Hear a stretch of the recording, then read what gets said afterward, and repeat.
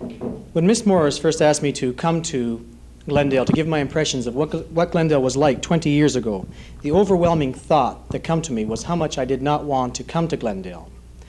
All of the students in grade 9 attended Delta, and we were very, very happy there.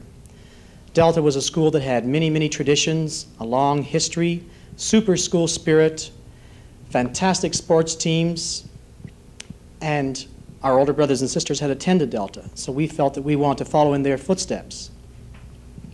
When we were told we had to attend a new school, we were very, very upset. It didn't matter to us that there were 3,000 people who attended Delta at the time.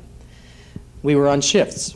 Half of the school attended between 8 in the morning to 1 in the afternoon, while the rest of us went to school from 1 in the afternoon to 5:30 in the evening. This gave us the mornings off. We could sleep in, do our homework, go shopping, whatever we wanted to do. When the move was finally made from Delta over to Glendale, there were building delays, and we did not actually get into this building until the spring of 1961. I recall my first day at Glendale, coming off the bus at Pottruff Road, and when I first reached Galemont Drive, all I could see was a large field of mud. There were no homes from Galemont Drive over to Nash Road. All we had was one large building sitting in the middle of the mud field. The school board, finally after being petitioned by parents, put in a cinder path from Rainbow Drive over to Rob Roy so that the students would not have to track through the mud. We had a problem in the first month or so of school, and that was a lack of student morale. We had no school spirit. Therefore, we decided that something had to be done. The staff and students got together and decided to try to develop some school spirit or pride in Glendale.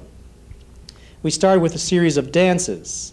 I recall the theme of the first dance was the Mud Puddle Prance, and the second dance was the Swamp Stomp. We had many, many skits and posters put up around the school. The skits were well rehearsed, and from a nightclub point of view, they were very, very suitable. However, for a school that had only grade 9 and grade 10 students in it, they were a little risque. I recall being called into Mr. Taylor's office, the principal, and being told that we had to put some detergent on our skits since he wanted us to clean up our act. One skit in particular, I remember I had to dress up as a girl, and I was down in the boys' locker room, not my bra done up. Therefore, a girl who was standing up in the hall also to come to me. It would help to know that when Glendale first opened in the second year, we had an elementary school housed in our building also. The elementary school was Glen Echo, and they occupied the wing from the library down. And when I was standing out in the hall with this particular girl getting done up, two little people from Glen Echo come walking by, and they stopped and looked at us, and then went back and looked at the sign on the door and said to each other, "Boys' locker room," and shook their heads and walked on.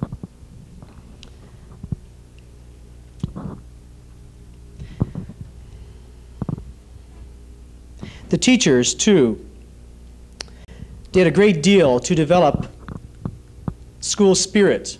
They organized intramural sports for us.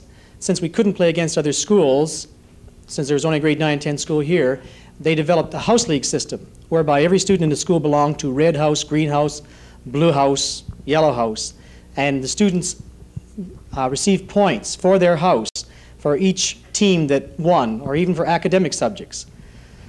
Also, there were many, many clubs started. I recall at one point the Red Cross Club was very, very active, and they had more money in their treasury than what the Students' Council did. It wasn't until later that I found out that Barry Quinn was hoarding the money from the beanie sales and the Glendale ribbon sales and was not paying the manufacturers. So Mr. Taylor had to chase after him to make sure he paid off his debts. The school, too, has changed from when we were first here.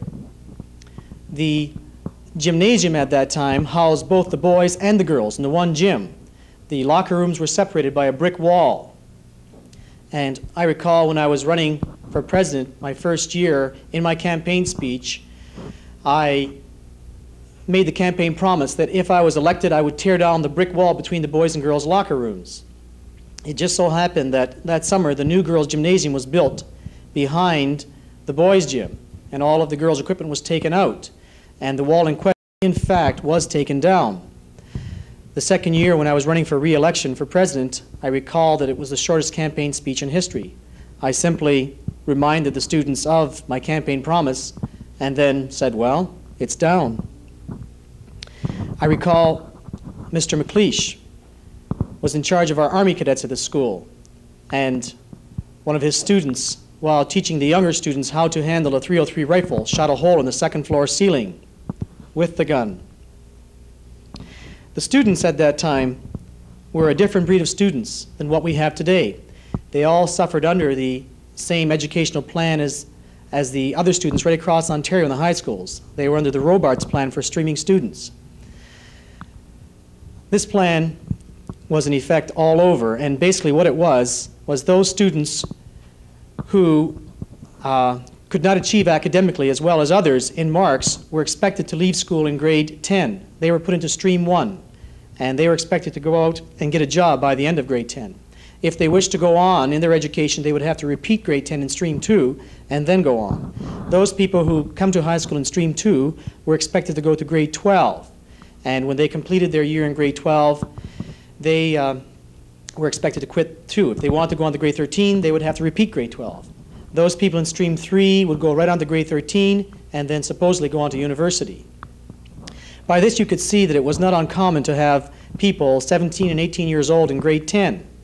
And many of them were a very, very rowdy group. They were large and rowdy. And they learned very, very quickly that they were not to fool around in the history class. As we had one teacher there, Mr. Mallory, who was not only a super teacher, but also a very good bouncer. I recall there were other teachers who stuck out their necks for us and just about got themselves in trouble. Mr. Reed, the geography teacher, was also the senior football coach. In the second year, we had a senior football team. We went all the way to the semifinals in the city.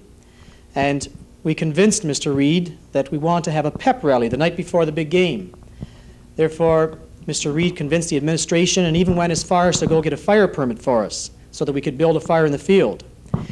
When he arrived that night at the pep rally, he found the biggest fire he ever saw in his life. Half of the wood was missing from the wood shop. The flames went higher than the school roof, and the cheerleaders shook their pom-poms and danced around, and we had 300 or 400 students out there screaming and yelling, burning dummies in effigy. And I recall Mr. Reed standing over by the school with Mr. Costello with one little garden hose in his hand, just praying that he wouldn't have to call the fire department. He told me later that when he finally turned the tap on to try and put the embers out, that just a tiny trickle of water come out of the garden hose too. So if he ever had to use it, we would have been in trouble. My memories of the teachers here at Glendale are very, very vivid. Maybe because of the fact that we had the time to develop a special rapport with the teachers. We were, in fact, the senior class from grade 10, grade 11, grade 12, and grade 13. We also had time to get to know each other better as students. Maybe this is the fact that many or most of my friends actually married girls who went to Glendale. By the time I graduated in 1964, most of the students in my graduating class, in fact all of them, were very, very proud of the fact that they had attended Glendale and had added or contributed to the building of traditions, the developing of school spirit, the championship teams that we had had in the school by that time. If somebody asked me today, what does Glendale mean to me, I would have to say that the building itself means very little to me. However, I will always cherish the friends I made here, the memories I have of this place, and have a special warm part in my heart for those individuals who contributed to my development and my growth. Thank you. You're looking at home movies of a senior football team in 1962. If you notice the road in the background, you'll actually realize that that's Nash Road, and that football field is now the site of homes today. This football field was originally an apple orchard.